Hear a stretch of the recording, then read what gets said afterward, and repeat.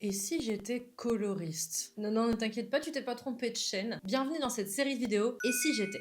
Le but, ça va être tout simplement que je me mette dans la peau de quelqu'un qui a monté une entreprise qui est totalement différente de la mienne et de voir comment est-ce que je créerais du contenu, comment est-ce que je communiquerais et qu'est-ce que je ferais à sa place. Pour ce premier épisode, je me suis dit que j'allais m'inspirer de quelque chose que je fais au quotidien et que j'apprécie beaucoup, les colorations. Faut que tu saches que ça fait un petit bout de temps que je fais mes colorations moi-même, ça doit se voir d'ailleurs, et c'est pour ça que j'ai eu aussi pas mal de ratés. Mais maintenant, je commence à maîtriser à peu près ce que je veux et ce que je ne veux pas quand je fais mes couleurs. Trêve de bavardage, on va rentrer dans la vidéo parce que le but c'est pas de faire une intro de 5 minutes, c'est d'y aller directement. Pour cette vidéo, je vais ouvrir mon salon de coloriste. Et pour ça, on va se poser plusieurs questions ensemble. Comment je fais pour me démarquer? Comment je fais pour attirer mes clients? Et surtout, comment je fais pour le faire sans m'arracher les cheveux? C'est surtout pas le but quand on est coloriste. Et si je lançais ce business, voici la stratégie de communication que j'adopterais. Avant de foncer tête baissée dans la vidéo, je voudrais juste faire un mini aparté sur le métier, ce que je ferai à chaque fois, parce que je pense que c'est important de présenter les métiers.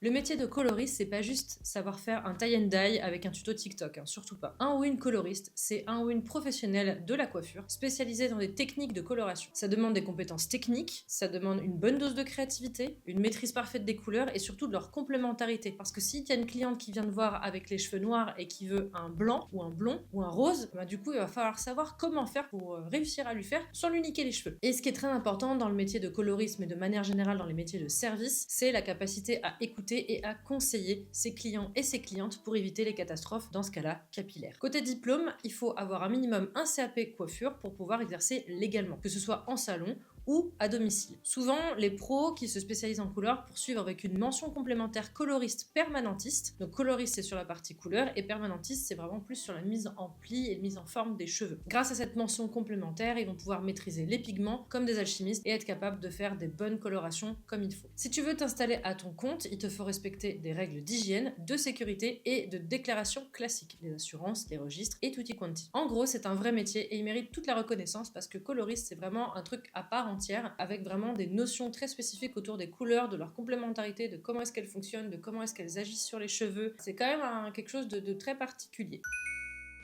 Bon, maintenant disons que je suis coloriste. Vu comment je suis, je vais pas juste faire des balayages, des choses comme ça. Je vais m'amuser à avoir une communication vraiment très orientée sur quelque chose de flashy, quelque chose de coloré. Moi, mon but, ça va être, dans ce qu'on voit un petit peu aussi aujourd'hui, de proposer des colorations très différentes avec des couleurs flash, pas que, bien sûr, mais vraiment assumer ce côté, être capable de faire des colorations que tu vois pas partout ailleurs. L'idée, c'est que mon salon, parce que oui, disons que j'ai un salon, que je ne fais pas ça à domicile, on va penser avec vraiment l'idée que le fait que j'ai un local, même si c'est un petit local, et bien ce salon, je le voudrais très cocooning, un système de salon privé, c'est-à-dire que quand la personne vient, elle est seule, il n'y a pas d'autres personnes qui se font coiffer ou autre en même temps, parce que de toute façon, je travaille seule, donc je ne pourrais pas m'occuper de deux personnes en même temps. Je sais qu'au niveau business, certains diront que c'est pas forcément rentable, c'est dommage d'avoir un local et de pas avoir plusieurs personnes dedans en même temps, mais d'un autre côté, quand on voit par exemple les coiffeuses et coiffeurs à domicile, bah de toute façon, ils peuvent faire qu'une personne à la fois. Donc je vais prendre l'idée du salon, mais moi je veux quelque chose de cocooning, d'un petit peu privé, que quand la personne vient, on prend du temps ensemble pour s'occuper d'elle et pour faire vraiment ce dont elle a envie capillairement parlant. Et à la fois, je veux que l'endroit soit quand même très créatif et doux parce que mon but, c'est pas d'avoir quelque chose qui me ressemble pas. Je veux quelque chose qui reste assez Pepsi, assez coloré, sans rentrer dans le pop art.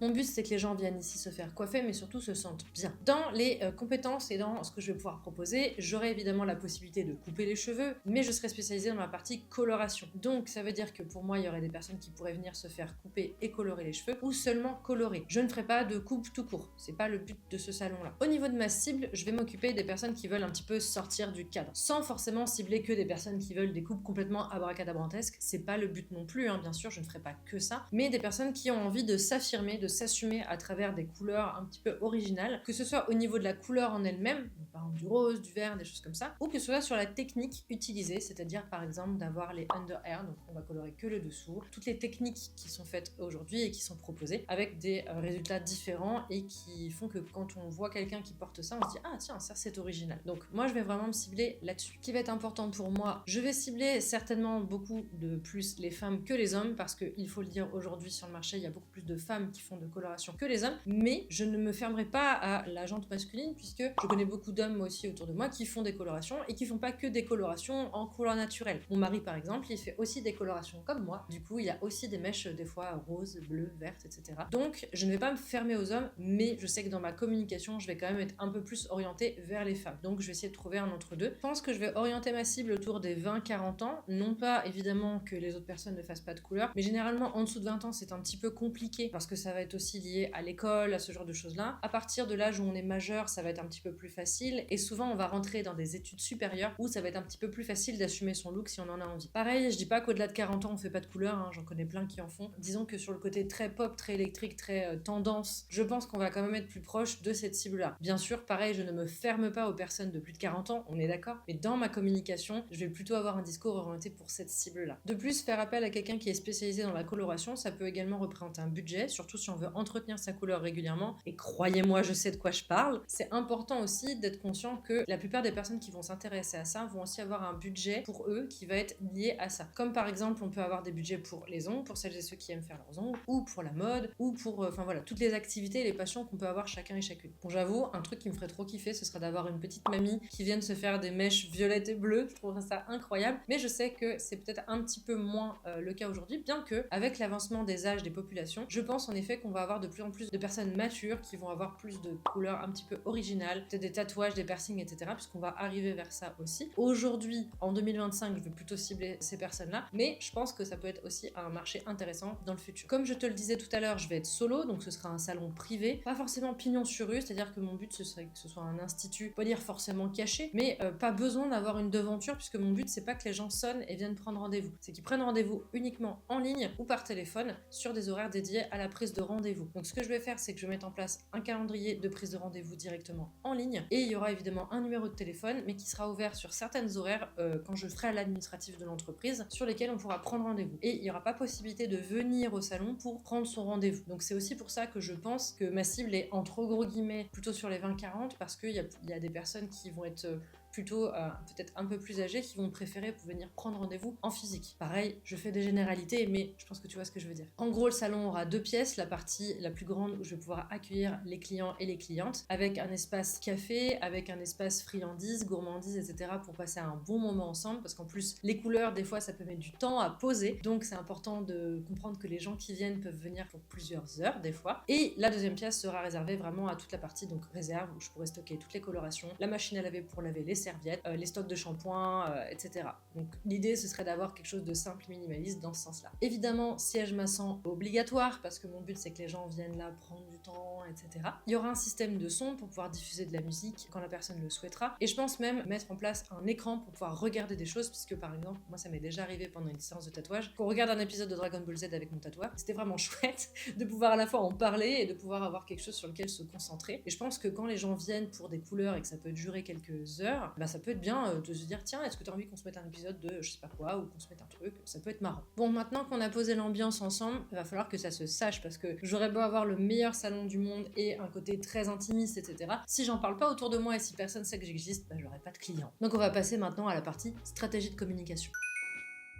Alors, niveau communication, je pense qu'il y a 3 canaux principaux sur lesquels je me mettrais. Évidemment, pour moi, le plus important, ça va être Google My Business. Si t'attendais à autre chose, hein. Mais pour moi, aujourd'hui, c'est très important parce que c'est un référencement local. Bah, c'est un salon local, puisque les gens vont venir, même s'il y a de la prise de rendez-vous en ligne. Je peux pas faire ça en distanciel. Donc, c'est important pour moi de travailler ça. Je créerai une fiche Google My Business. Le deuxième, le plus important, ça va être pour moi Instagram, un réseau social qui est très visuel, qui en plus correspond à la tranche d'âge que je souhaite toucher. Donc, ça va être parfait pour moi Instagram. En troisième, je dirais que ce qui pourrait être super intéressant, ce serait d'avoir TikTok. Là où je me pose la question, c'est sur le côté local. J'ai peur qu'en fait, ça me permette d'avoir beaucoup d'abonnés si je fais des vidéos sympas sur les avant-après, les colorations, etc. Je suis pas sûre que ça m'apporte des clients. Donc, je pense que avant de me lancer corps et âme dans TikTok, je ferai des tests sur peut-être 6 mois, 1 an maximum, de voir ce que ça apporte. Est-ce que ça apporte que de la notoriété, mais pas de clientèle, ou est-ce que ça m'apporte plus? Évidemment, Instagram peut avoir le même problème que TikTok là-dessus, mais la viralité de TikTok fait qu'il y a quand même ce côté beaucoup plus boule de neige très rapidement, ce qui fait que j'aurais peut-être peur que ce soit que des vues, qui seraient très gentilles hein, et super pour mon travail, mais que ça m'amène rien du tout derrière. Donc je me poserai la question. Un autre réseau sur lequel je vais m'intéresser aussi, ça va être Pinterest. Parce que Pinterest, c'est un réseau social où personnellement, en tout cas, j'enregistre énormément de coiffures, de colorations, d'idées, etc. Donc je me dis que ça pourrait être intéressant d'être dessus. Pareil, je pense que ça va plutôt m'apporter de la notoriété, de la visibilité, mais pas forcément de la clientèle. Donc si je travaille Pinterest, ce sera vraiment dans un second temps. Et ça, je vais te l'expliquer plus en détail par la suite. Pourquoi est-ce que je choisis ces canaux-là? C'est parce qu'ils sont gratuits, ils sont faciles à prendre en main en solo, et ils sont parfaits pour un métier qui soit visuel comme le mien. Donc je vais d'abord te parler de ma page Google My Business. C'est un élément principal, c'est un des premiers trucs que les gens vont voir quand ils vont taper coloriste et leur ville ou coiffeur et leur ville. Donc c'est très important que je sois bien référencé. Donc je prends le temps de remplir toutes les infos, les horaires du salon, le lieu, des photos, le logo, les services, tout ce que je peux compléter, je vais le compléter à 100%. Il faudra que je réponde aussi à tous les avis, même les avis qui sont neutres ou qui sont peut-être pas positifs. Ça, ce sera important pour le référencement. Donc il faut aussi que je pense à demander des avis d'ailleurs du coup. Je posterai régulièrement des photos et puis évidemment j'annoncerai lorsque le salon sera fermé ou en vacances ou ce genre de choses là via les horaires et peut-être via un petit post sur Google My Business aussi. Bref, mon but c'est que ma fiche devienne une vraie vitrine qui va me permettre d'être super visible à échelle locale. Ensuite on va parler de mon réseau social principal puisque c'est celui sur lequel je vais vraiment me développer le plus possible. Instagram, c'est celui qui va m'apporter la vitrine la plus visuelle et qui va être là où je vais pouvoir vraiment montrer toute ma créativité et tout ce que je sais faire. Dans les idées que j'ai de piliers de communication, évidemment il y aura des avant-après, ça me paraît la base quand on est coloriste. Il va y avoir aussi des conseils d'entretien parce que ça c'est quelque chose qui, je pense, va beaucoup intéresser les personnes qui viennent dans mon salon, mais aussi les personnes qui ne peuvent pas venir dans mon salon et qui veulent savoir comment bien entretenir leurs couleurs. Je pense également que peut-être je pourrais faire des comparatifs de marques. Alors je dis ça maintenant, mais ça dépend si mon salon travaille avec une marque en particulier, ça va peut-être être plus compliqué que si je suis libre et que je peux travailler avec n'importe quelle marque, à moi de voir par rapport à ça. Mais si je peux, je pense que des comparatifs de marques de coloration sur la tenue, sur la pigmentation, sur ce genre de choses-là, notamment pour les couleurs qu'on peut faire chez soi, ça peut être intéressant. Une chose aussi que je trouve importante, c'est que quand on est coloriste ou coiffeur, on a souvent des personnes qui vont arriver avec des ratages, des foirages capillaires, et des fois c'est quasiment impossible à récupérer. Vous avez peut-être déjà vu des personnes qui se sont fait des franges beaucoup trop courtes. Ça encore, c'est pas super grave parce que faut attendre que ça repousse, c'est moche, mais c'est comme ça. Mais il y a des personnes aussi des fois qui font des décolorations maison et qui vont vraiment se flinguer les cheveux, mais de manière vraiment extrêmement brutale. Là, c'est beaucoup plus difficile à récupérer et ça peut mettre plusieurs années. Donc, je me dis qu'en ayant un discours aussi pédagogique par rapport à ça et en expliquant, par exemple, si tu veux vraiment faire ta décoloration à la maison, voici les étapes à ne pas négliger et voici comment il faut faire et ce à quoi il faut faire attention, ça peut être intéressant parce que ça me permettra de toucher des personnes qui peuvent pas forcément venir dans mon salon, qui veulent quand même faire par elles-mêmes, mais avec des vrais conseils pour être sûr qu'elles se flinguent pas le cuir chevelu. Et dernier point, j'aimerais bien parler des coulisses du salon, aussi bien sur la partie entrepreneuriale, mais par exemple lorsque je reçois des livraisons, lorsque j'ai une cliente qui vient, qu'on papote, qu'on regarde une série, enfin voilà. Montrer l'ambiance du salon, montrer comment ça se passe, je trouve que ce serait super intéressant et super important. Mon but, ce sera d'avoir une communication qui sera simple, bienveillante, fun, avec, on va dire, une espèce de safe place coloré pour les personnes qui veulent en savoir plus sur la coloration. En deuxième, du coup, sur les réseaux sociaux, il va y avoir TikTok. Donc comme je te l'ai dit, je pense que ce sera un test pour voir si ça prend et si c'est intéressant ou pas. Si t'avais envie de me voir danser sur TikTok, ce sera pas le cas, hein, ne t'inquiète pas, c'est pas le but quand tu es coloriste. Mon but, ça va être de faire des petits formats engageants, par exemple des tutos express, des conseils express, ce genre de choses-là, et des zooms sur des demandes de clients et clientes originales, histoire de vraiment montrer une technique et de montrer un résultat. Je pourrais peut-être même aussi m'en servir pour montrer des inspirations,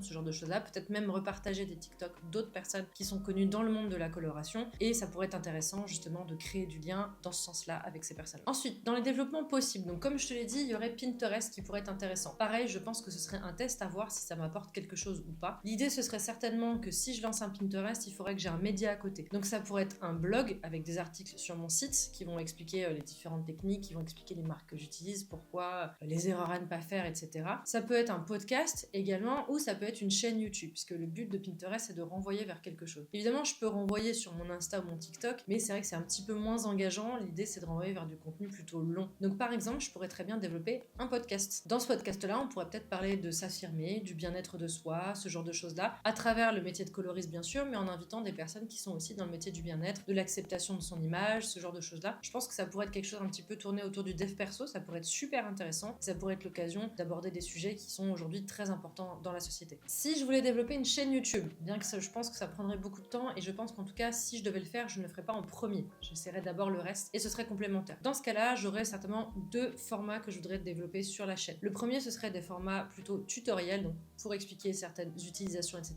La version longue peut-être de ce que je pourrais poster en Reels ou en TikTok. Et le deuxième, ce serait des vlogs plutôt sur les demandes clients, sur comment ça se passe au salon, ce genre de choses-là. À travers ça, je pense que j'aimerais bien attirer à la fois des personnes qui sont intéressées par la coloration et des personnes qui sont intéressées par le développement de mon entreprise. Donc voilà, si j'étais coloriste et que j'avais un salon privé, voilà comment je développerais ma communication. Bon, j'avoue, je me suis énormément projetée dans l'idée parce que j'aime beaucoup l'idée. Quand j'étais plus jeune, à un moment, je m'étais dit que si ça marchait pas, je partirais faire coiffeuse parce que j'adore ça, personnellement, et m'occuper des gens. Donc je pense que c'est peut-être aussi pour ça que j'ai choisi ça en premier sujet pour cette série. Mais avoue que t'as un petit peu envie d'aller faire des mèches lilas chez moi maintenant, hein. Ce format, c'est un terrain de jeu pour moi, ça va me permettre de te montrer comment est-ce qu'on peut réfléchir une stratégie de communication avec du bon sens, un peu de créativité et beaucoup de personnalité. Si t'as aimé ce format, pense à t'abonner, à liker et dis-moi en commentaire ce que tu as préféré, ce qui t'aurait manqué, ce que t'aurais aimé voir en plus, et n'hésite pas à me suggérer d'autres idées de business que t'aimerais que je puisse développer en disant voilà, comment est-ce que moi je ferais si j'avais ce type d'entreprise là. Et si jamais tu veux que je t'aide à réfléchir à ta propre stratégie de communication, t'as toutes mes coordonnées en dessous, tu peux réserver un appel pour qu'on puisse en discuter calmement. À bientôt pour une nouvelle idée un peu perchée mais toujours bien pensée.